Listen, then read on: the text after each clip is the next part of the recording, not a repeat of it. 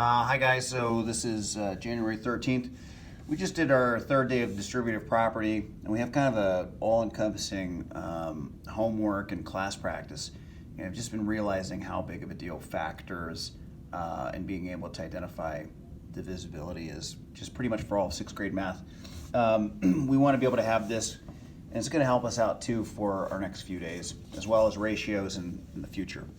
I don't have my tripod, so sorry that we got like a stool showing in this video. Anyways, to do the homework, I mean, you really should have a copy, unless you just really nailed it in class and have a great idea.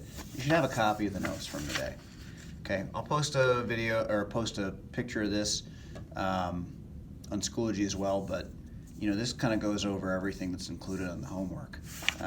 So our first section, I'll just do one from each section to kind of prompt you guys. If you are stuck, that's why you're checking this out. You're checking each one of these numbers to see if they're divisible by these prime numbers.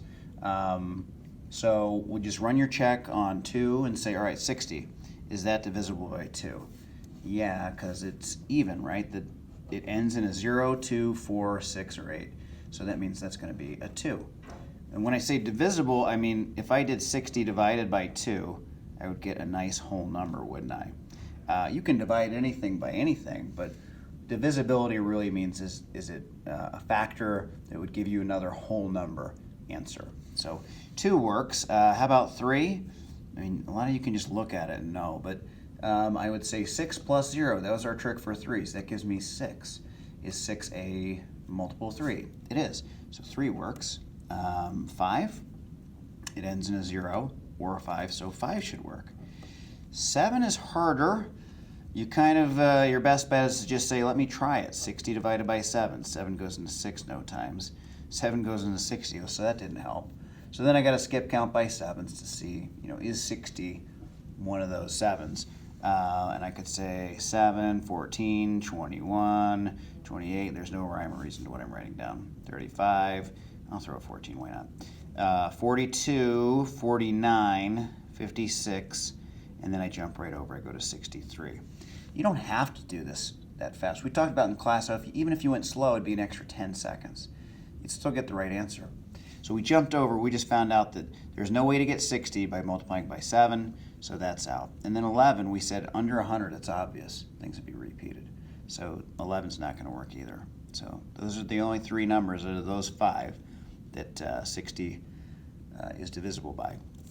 Next section. I really want to take this divisibility idea and use that as the foundation here. And just say check the top and bottom for 2, then for 3, then for 5, and just keep chunking your way down. This is a great strategy and really fast. Less thinking sometimes in the greatest common factor way. So, man, I don't want to do one of these and just completely give away the answer. I'm going to make up another one over here and say, what if I had 20 over 45, right?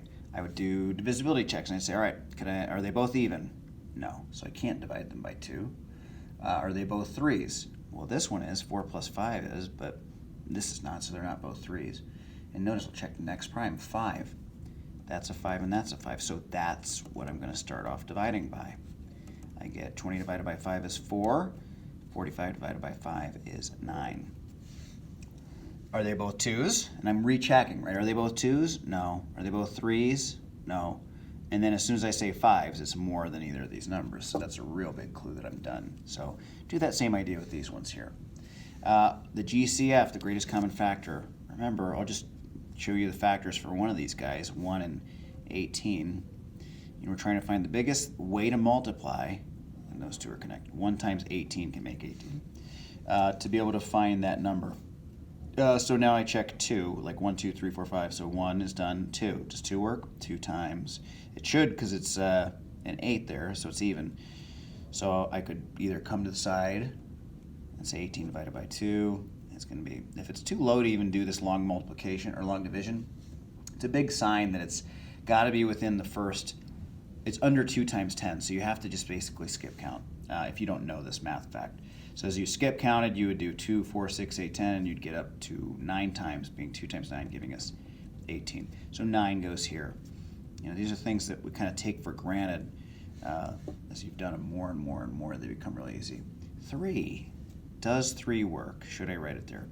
1 plus 8 is 9, and 9 is a multiple of 3, so it will work. So I'll skip count by 3s until I get to 18. 3, 6, 9, 12, 15, 18, so I had 6 counts.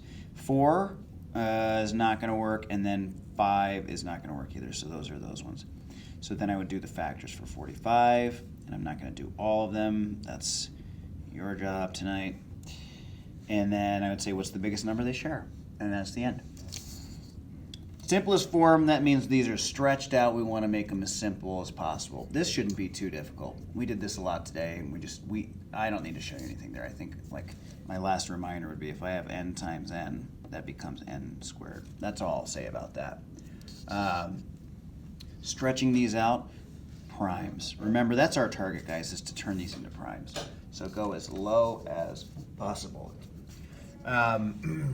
So 15n, I'm going to say what times what times what times n.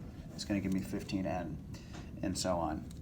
Just check the notes and try to remember what we did in class. That should be pretty simple. And then the last one is the distributive property.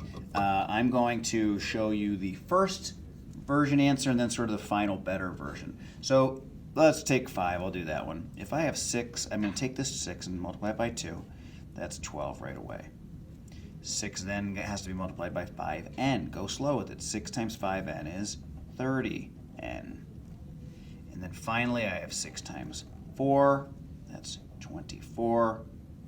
I have those plus signs, so I'll bring those back. So this is a great first draft answer.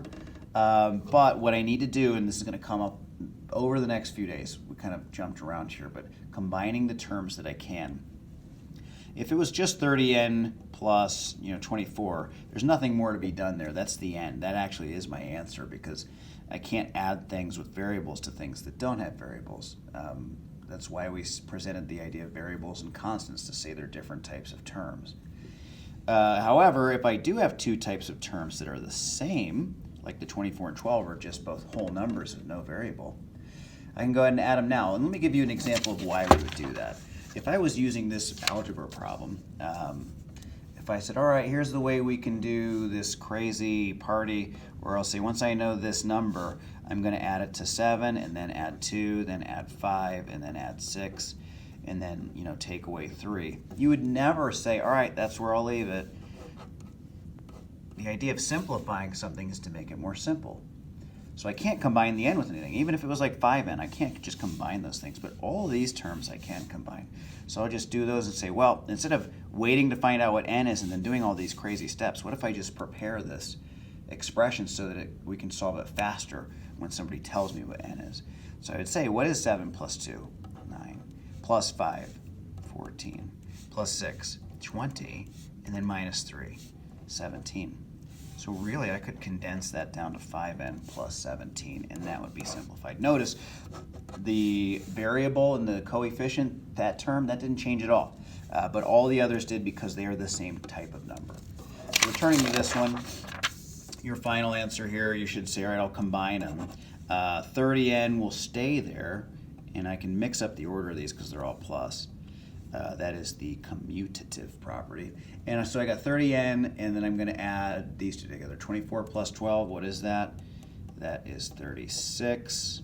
So 30n plus 36 is really my best version answer. Okay? Hopefully that helps some folks out. See you guys tomorrow.